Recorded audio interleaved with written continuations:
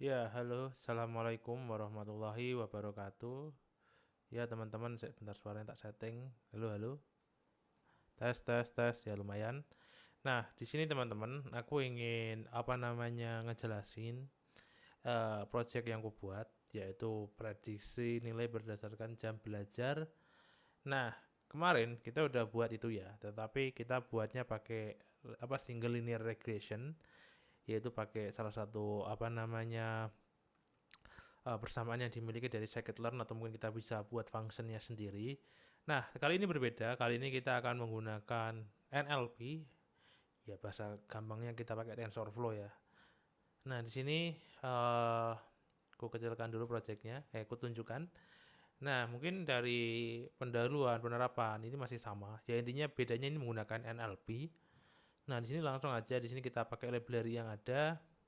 Ini masih kepake untuk trend test splitnya. Ini masih ada linearnya walaupun nggak kepake.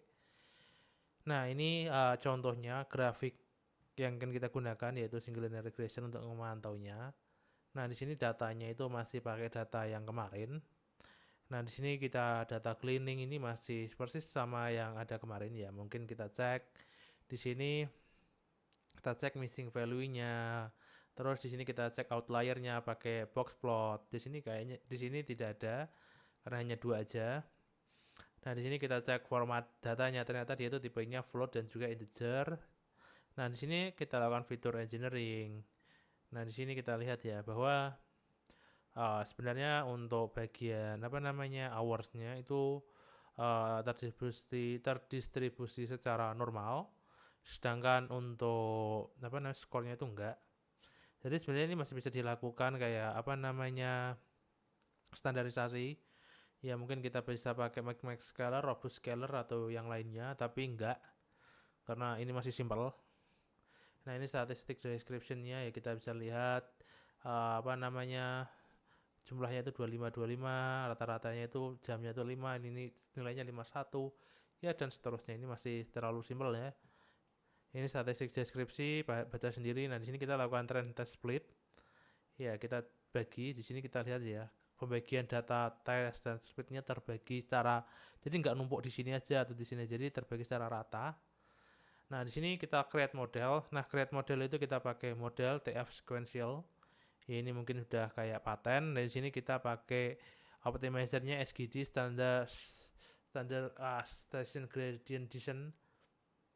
Ya ngomongnya gitu lah, sorry kalau salah. Nah, di sini kita pakai epoch-nya 100. Ya karena ini kalau masih tipe data yang simple gini pakai 100 masih cepat. Nah, di sini kita lihat ya. Dia tuh makin ke bawah dan kita lihat dia makin epoch-nya itu dia makin MI-nya itu makin bagus ya walaupun ini 23 jelek ya. Nah, di sini kita coba melakukan prediksi. Nah, di sini kita lihat ya, prediksi di sini dan kita lihat ya tesnya didapatkan seperti ini dan kita buat function untuk melakukan plotting ya di sini ya. Nah, ini prediksinya. Wah, prediksinya hancur deh. Dia harusnya segini dimasuk inline tapi ini keluar jalur. Ya ini masih pakai yang model satu ya. Jadi di sini nah, kita lakukan evaluasi di sini kita coba cek berapa lossnya itu sekitar 16 rata-ratanya MAE-nya. Nah, di sini kita lakukan MAE management model untuk model ini. Nah, ini biar lebih jelas ya. Ini kita melakukan model evaluasi. Di sini kita cek. Sebenarnya di sini kita dapat 23. Nah, kita langsung ke bawah aja. Di sini kita coba buat function untuk MAE dan MSE. Nah, di sini kita coba terapkan tiga model yang berbeda karena yang di atas tadi ancur. Nah, yang pertama ini kita pakai layer 1 dan epochnya 100. Di sini model 2 uh, 2 layer, epochnya juga 100. Di sini 2 layer, epochnya 500. Ya, sebenarnya ini nggak boleh gini ya. Jadi ini gabung jadi satu, tak jadiin satu. Nah, ini untuk model pertama, ini model kedua. Ya kalian nanti kalian bisa lihat di GitHub saya kalau mau baca lebih detailnya. Nah, di sini kita lihat ya teman-teman model satu, model 2 selesai dibuat. Jadi ini model satunya hancur dan di sini kita langsung aja MAE-nya itu sekitar 23. Ya, itulah MSE-nya segini 800-an. Ini model 2 lumayan ya mengikuti ya. Jadi dia udah masuk ke line ya. Jadi garis lurus ini. Nah, di sini dia itu dapatnya 24 MI-nya.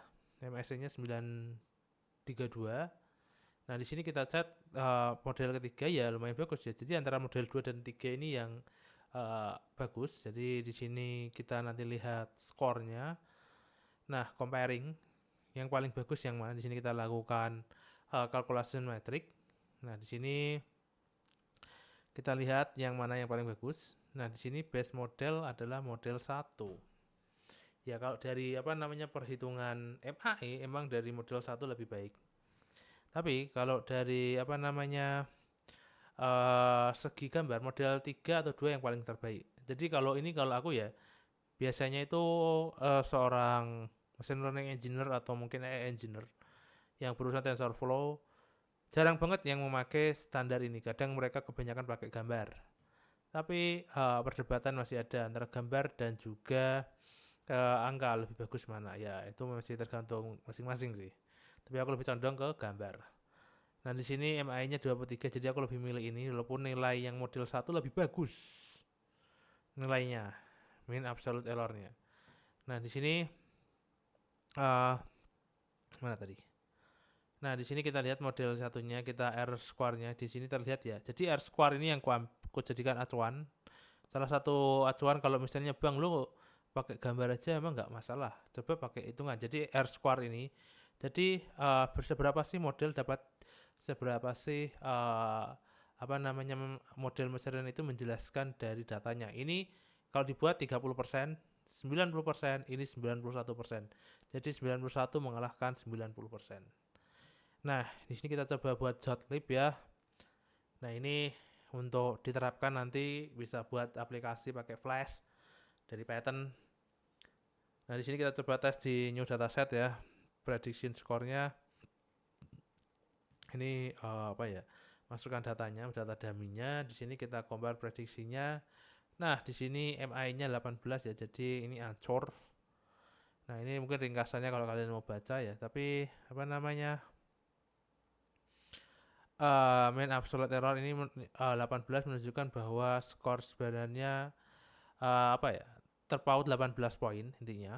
Dan di sini MMSE-nya ya lumayan parah dan R score-nya minus. Aduh, ini ya mungkin kita anggap ini cacat ya.